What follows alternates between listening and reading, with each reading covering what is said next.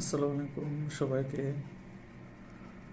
তো আমরা সবাই জানি যে আজ আহ, বাংলাদেশ সময় ভোর 6টার দিকে বিএনপির চেয়ারপারসন তিনি ইন্তেকাল করেছেন। তিনি খুব ভালো একজন মানুষ ছিলেন। তার রাজনৈতিক যেই দক্ষতা সেটা আনম্যাচড।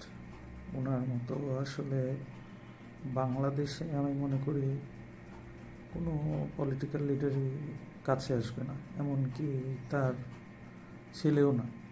আমি যেটা আমার মন থেকে আমি বিশ্বাস করি। অনেকে আমার সাথে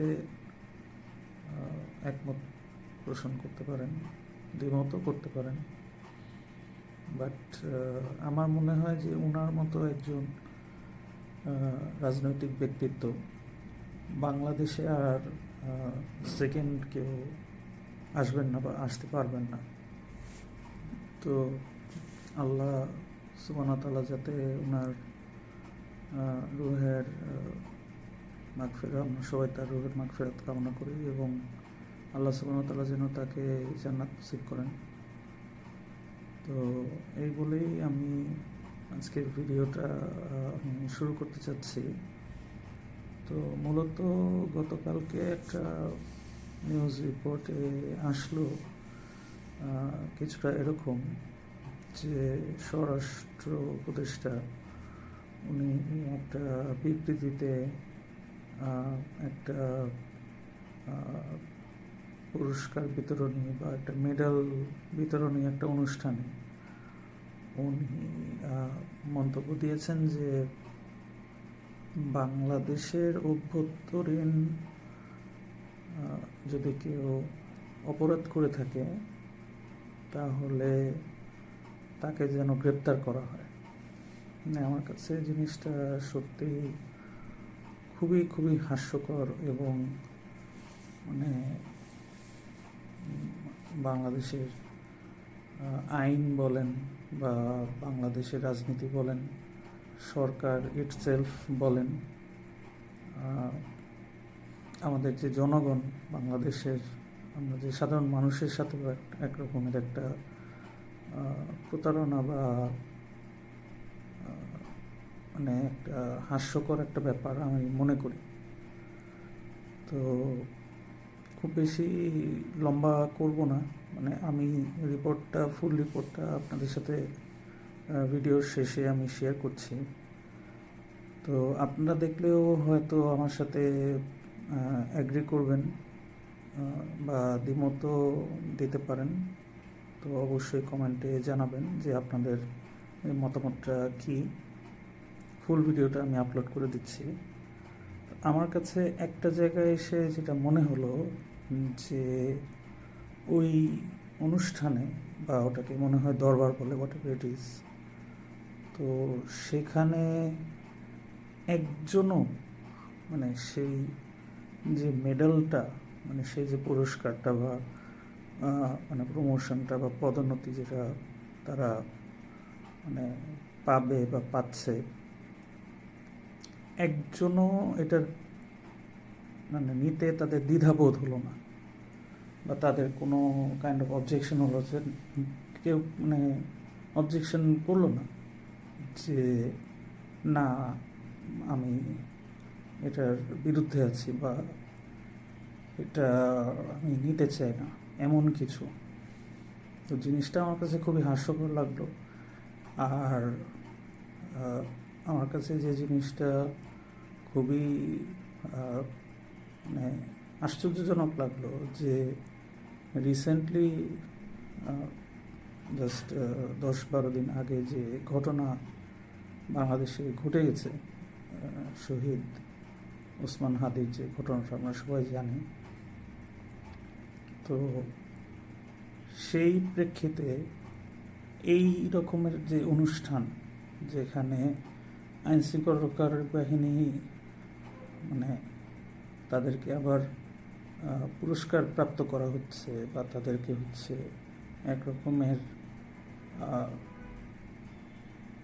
কি বলবো,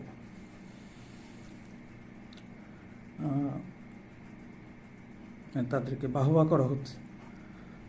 সো এটা তো আসলেই আমাদের জনগণের সাথে একরকমের একটা প্রতারণা বা একরকমের মানে বেইনসাফি কাজ করা হচ্ছে।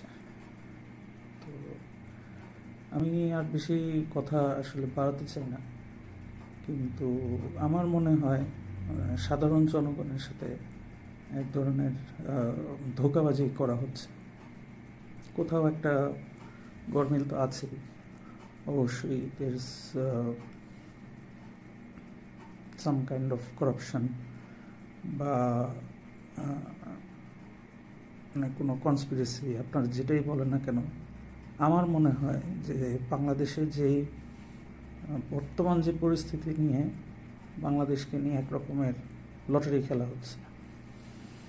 এখন এই প্রেক্ষিতে আপনারা অবশ্যই কমেন্টে জানাবেন, আর আমিও চেষ্টা করছি অন্যান্য যেই সোর্সেস আছে বা যারা হচ্ছে এই মানে এই, সামাজিক যোগাযোগ মাধ্যম বলেন বা কিনা বড় বড় যে মিডিয়া হাউস আছে তাদের সাথে আমি যোগাযোগ করার চেষ্টা করছি যে এই নিয়ে কোনো রকমের মানে অ্যাওয়ারনেস, সচেতনতামূলক কোনো কিছু করা যায় কিনা, মানে আমরা সাধারণ জনগণের পক্ষ থেকে। কারণ আসলে আমরা যদি বাংলাদেশকে মানে আমাদের দেশকে সামনের দিকে ভালো কিছুর জন্য আমরা নিয়ে যেতে চাই বা আমাদের ভবিষ্যৎ যে প্রজন্ম আছে তাদের জন্য নিয়ে যেতে চাই, তাহলে এভাবে কিন্তু আসলে চলবে না। বিগত 16 বছরের যেই একটা মানে একটা খেলা, যে একটা অনেক বড় বাংলাদেশের মানে সবচাইতে আমি বলবো মনে হয় যে বৃহত্তম রাজনৈতিক দল, তারা যে অলরেডি একটা প্রতারণা করে গেছে, তো সেটা থেকে আমরা উঠে এসেছি। এখন আমাদের উচিত সামনের দিকে পজিটিভ কিছু নিয়ে আসা। আর বিভিন্ন রাজনৈতিক দল তারা তারা সামনের নির্বাচনে তারা মনোনয়ন দিয়েছেন, তাদের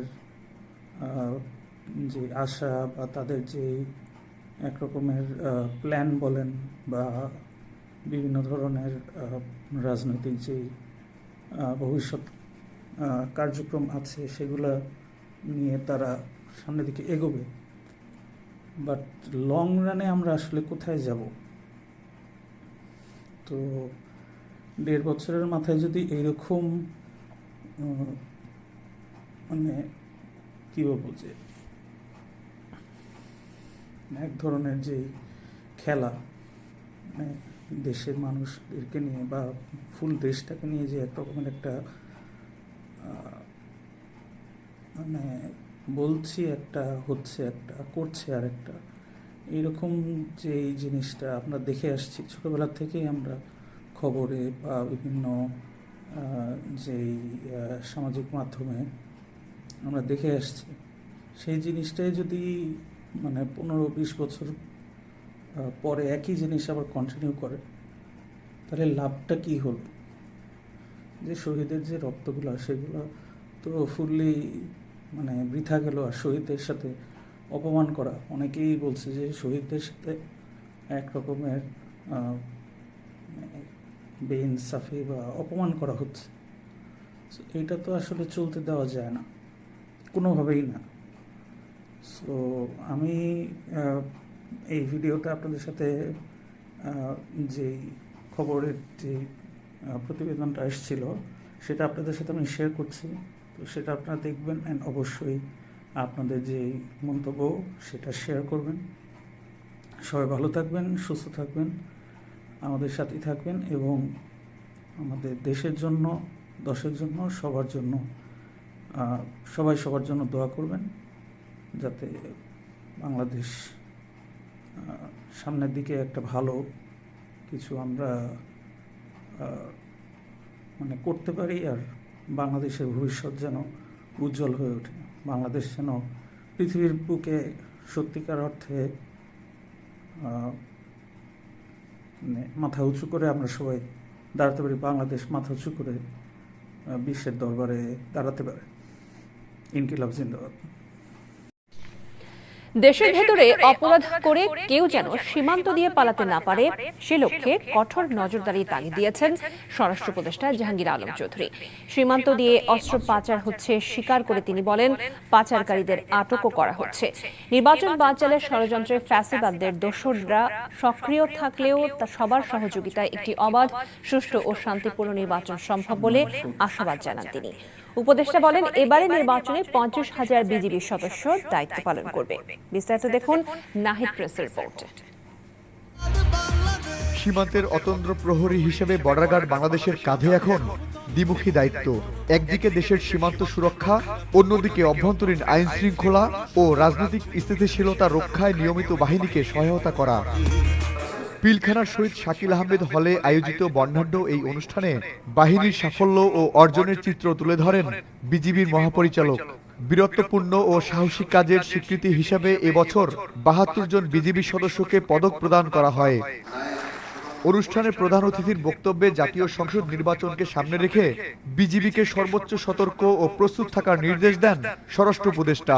প্রায় 35,000 সদস্য এই ইলেকশনের সময় নিয়োজিত থাকবে এবং যে 2-4টা যে অস্ত্র ঢুকতেছে না তা না, এবং ঢুকতেছে এবং এগুলি কিন্তু ধরা হচ্ছে, কোনো রকমের কোথাও ছাড় দেওয়া হচ্ছে না। সাম্প্রতিক সময়ে অপরাধীরা যাতে সীমান্ত ব্যবহার করে পালিয়ে যেতে না পারে সে বিষয়ে বিজিবিকে আরো কঠোর হওয়ার নির্দেশও দেন তিনি। বাংলাদেশ থেকে কোনো অপরাধী, সন্ত্রাসী সীমান্ত দিয়ে পলায়ন করতে না পারায় সেই বিষয়ে আপনাদের কঠোর সতর্কতা অবলম্বন করতে হবে। আগামী জাতীয় নির্বাচন প্রসঙ্গে বিজিবি মহাপরিচালক জানান, নির্বাচন সুষ্ঠু করতে বিজিবির সদস্যরা নিয়মিত প্রশিক্ষণের মধ্য দিয়ে যাচ্ছেন। নির্বাচনী দায়িত্ব সর্বোচ্চ আন্তরিকতা ও দক্ষতার সাথে শেয়ার করতে যাচ্ছি। প্রতিবেদনটা মোটামুটি শেষের দিকে, যে হাস্যকর, আসলে এটা সিরিয়াসলি খুবই হাস্যকর, অপমানজনক, সিরিয়াস, মানে গভীরভাবে এটি মানে একটা সীমা পার হয়ে যায় যেটা, সেই অবস্থায়। কারণ প্রকাশ্যে দিবালোকে একজন, তাকে এরকম গুরুত্বপূর্ণ, আমার মতো অনেকজন আছে, আমি অত রাজনীতি জানিও না, রাজনীতি বুঝিও না, তো শরীফ ওসমান বিন হাদির নাম, তার যে ইনসিডেন্টটা হওয়ার পরেই কিন্তু আমি জানতে পেরেছি যে সে কে। পরে তারপরে যখন আস্তে আস্তে সামাজিক মাধ্যমে জিনিসটা আরও ভাইরাল হয়ে গেল, ছড়িয়ে পড়লো, তখন দেখলাম যে মানে তার যে জুলাই, তার যে অবদানটা সেটা কতটা গুরুত্বপূর্ণ ছিল। আর একটা জিনিস আমি পরে আর কি আমার মনে পড়লো যে হ্যাঁ, তাকে খবরের বিভিন্ন প্রতিবেদনে, বিভিন্ন সামাজিক মাধ্যমে, রিলসে বা ছোট ছোট পোস্টে তার যে সংগঠন ইনকিলাব মঞ্চ, সেটারও নাম আসলে মানে পরে যখন আরও দেখলাম তখন আর কি আমার স্মরণে আসলো যে হ্যাঁ, এটা তাদের একটা অত্যন্ত গুরুত্বপূর্ণ একটা অবদান ছিল জুলাই। তো তারা খুবই ছোট একটা সংগঠন, তাদের কিন্তু আসলে অন্যান্য রাজনৈতিক যেই সংগঠন নিয়ে তাদের কোনো মাথা ব্যথা বা এরকম কোনো কিছু ছিল না, কিন্তু এইরকম একটা নিউজ রিপোর্ট, তারপরে এরকম একটা আয়োজন, যেটাই স্বরাষ্ট্র মন্ত্রণালয় থেকে বলেন বা স্বরাষ্ট্র মানে যে উপদেষ্টা তিনি যে এটা করলেন, এটা নিতান্তই একেবারেই আমার কাছে মনে হলো যে এটা পুরা জনগণের সাথে একটা মানে কি বলবো, এক ধরনের মক্কারি করা আমার কাছে, যেটা সত্যিকার অর্থে আমার কাছে মনে হলো যে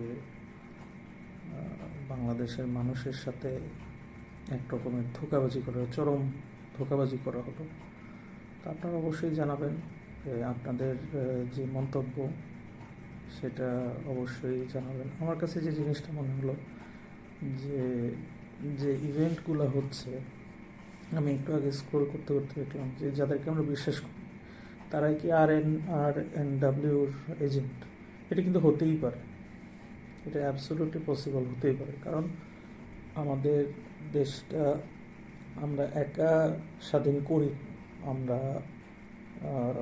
আরও যদি ইতিহাস আপনারা ঘাটেন, বা আমার চেয়ে অনেক বড় বড় ইতিহাসবিদ যারা দেখছেন তারা নিশ্চয়ই জানেন যে আমাদের দেশের উপরে অনেক চোখ আছে, আমাদের দেশের উপরে অনেক জনের নজর আছে। তারা মানে অপেক্ষায় আছে যে কখন একটা আনরেস্ট আমাদের দেশে হয় অ্যান্ড তারা এসে মানে হিরো হয়ে বা মানে অ্যাভেঞ্জার হয়ে তারা আসবে দেশটাকে বাঁচানোর জন্য। তারপরে হচ্ছে তাদের মানে তাদের স্বার্থ হয়ে দেশ থেকে ইয়ে করবে, তারা সেটাই চাচ্ছে, তারা সেই জিনিসটাই চাচ্ছে যে বাংলাদেশে আমাদের দেশে একটা একরকমের একটা আনরেস্ট সৃষ্টি হোক। যে কারণে শরীফ ওসমান বিন হাদি তারপরে আবরার, আবু সাইদের থেকে যে কোটা আন্দোলন যেটা হলো, তো তারা কিন্তু সর্বক্ষণ চেষ্টা করছে। এই আমাদের কিন্তু একটাই অপরচুনিটি এসছে। শরীফ হাদির যে রিলসগুলো রিসেন্টলি যেগুলো থেকে দেখছিলাম, সেখানে উনি বলেছিলেন যে এরকম একটা সুযোগ আমরা কিন্তু হাতছাড়া দিতে পারি না। একটাই চান্স, বাংলাদেশকে আমাদেরকে নিজেদের মতো করে গড়ে তোলার, বা বাংলাদেশকে একটা সাংগঠনিক একটা সিস্টেমের ভিতরে ফেলে দেওয়ার একটাই এই সুযোগ। এই সুযোগ আমাদের যদি হাতছাড়া হয়ে যায় তাহলে কিন্তু আমরা ভবিষ্যৎ বলে বাংলাদেশে আর কিছু থাকবে কিনা সেটা অনেক সন্দেহজনক। সো এইরকম যেই সরকারের ভিতরে হোক, মন্ত্রণালয়ের ভিতরে হোক, সচিব যেই সদস্যরা আছে সেখান থেকে খুঁজে খুঁজে আমাদেরকে কিন্তু আইডেন্টিফাই করতে হবে যে আধিপত্যবাদী যারা আছে, ভারতের আধিপত্যবাদ, বা মানে ভারত মানে তারা ভারত ছাড়া অন্য কিছু বুঝে না, বা ভারতের আধিপত্য এখানে আবার মানে এক রকমের পুনর্জন্ম এরকম করে দিতে চায়। এই সকল মানুষজনদেরকে কিন্তু আমাদেরকে খুঁজে খুঁজে আইডেন্টিফাই করে তাদেরকে কিন্তু আমাদেরকে মানে ধরিয়ে দিতে হবে। তারা কোনোভাবেই যেন পালিয়ে যেতে না পারে। অনেক পাবলিক অলরেডি আওয়ামী লীগের বড় বড় নেতারা, আওয়ামী লীগের অনেক বড় বড় এরা বিদেশে চলে গেছে। বিদেশে চলে গিয়ে তারা কিন্তু বিদেশ থেকে তারা দেশের উপরে এক রকমের একটা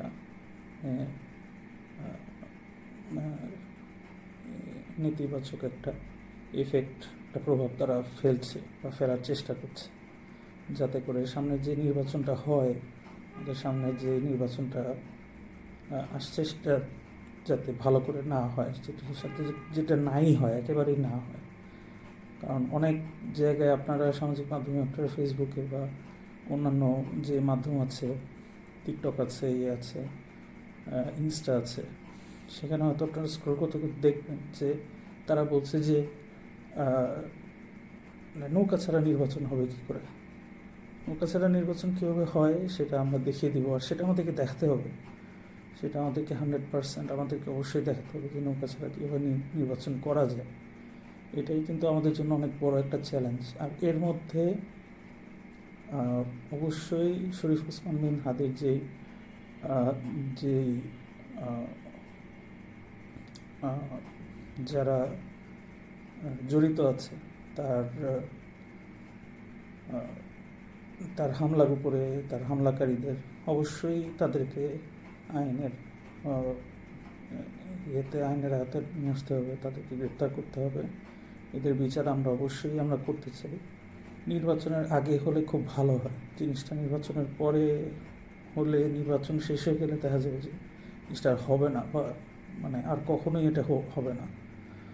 সো এই জিনিসটা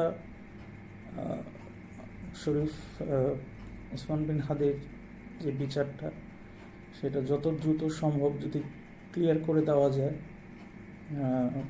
সরকার থেকে একটা নোটিশ এসেছিল যে তারা চার্জশিট দেবে নাকি একটা দিবে। ওই চার্জশিট আসলে এগুলো দিয়ে কোনো কিছুই খুব একটা হবে না, যতক্ষণ না মেন যে অপরাধকারী তাকে বা তাদেরকে ধরে এনে বাংলাদেশে যে আইনের আয়ত্তে তাদেরকে না আনা হয়, তাদেরকে গ্রেপ্তার করা না হয়, আর কোর্টে হাজির করা না হয়, সেই পর্যন্ত কিন্তু শহীদের আত্মাও শান্তি পাবে না। বাংলাদেশের মানুষও কিন্তু একরকমের একটা অস্থিরতার ভিতরে থাকবে, সবাই একটা অস্থিরতার ভিতরে থাকবে, আর সবাই একটা নিরাপত্তার যে একটা নিরাপত্তার যে একটা সংকট ভিতরে বাংলাদেশে আছে, সেই নিরাপত্তার সংকটটা থেকেই যাবে। প্লাস হচ্ছে স্বরাষ্ট্র মন্ত্রণালয় থেকে মানুষ কিন্তু আরও সরে আসবে, বা স্বরাষ্ট্র উপদেষ্টার যে কথাবার্তা বলেন বা আইন শৃঙ্খলা বাহিনীদের যে কথাবার্তা বা তাদের আচরণ, সেটার বিরুদ্ধে কিন্তু মানুষ চলে যাবে। সো এই কিছু দুই একটা কাজ আমরা যদি করতে পারি, তাহলে আইন শৃঙ্খলা রক্ষার বাহিনীর উপরে বাংলাদেশের জনগণের একটা ইতিবাচক একটা আউটলুক থাকবে, তাদের দিকে পজিটিভ ওয়েতে হচ্ছে তারা তাকাবে, আর তারা হচ্ছে তাদেরকে সহযোগিতাও করবে। আইন শৃঙ্খলা রক্ষার বাহিনী তো তারা সবসময় চেষ্টা করছে বাংলাদেশ মানে জনগণকে সাহায্য করা, এটাই তাদের কাজ। কিন্তু জনগণ কিন্তু আইন শৃঙ্খলা রক্ষাকারী বাহিনীদেরকে একেবারেই তাদের কাছে এক ধরনের ভরসা ছিল, সেটা কিন্তু উঠে এসছে এই সাম্প্রতিক যে ঘটনার কারণে। সো আমি আশা করি যে স্বরাষ্ট্র উপদেষ্টা তার যেই সামনের দিকে যে অনেক চ্যালেঞ্জ আছে, সেই চ্যালেঞ্জগুলো মোকাবেলা করে সাধারণ জনগণের যে আস্থা সেটা সে ফিরে পায়, আর শরীফ ওসমান বিন হাদির যেই হত্যাকারীদেরকে তাদেরকে দ্রুত আইনের আওতায় নিয়ে আসতে পারে। সবাইকে অনেক অনেক ধন্যবাদ। সবাই ভালো থাকবেন, দেশের জন্য দোয়া করবেন।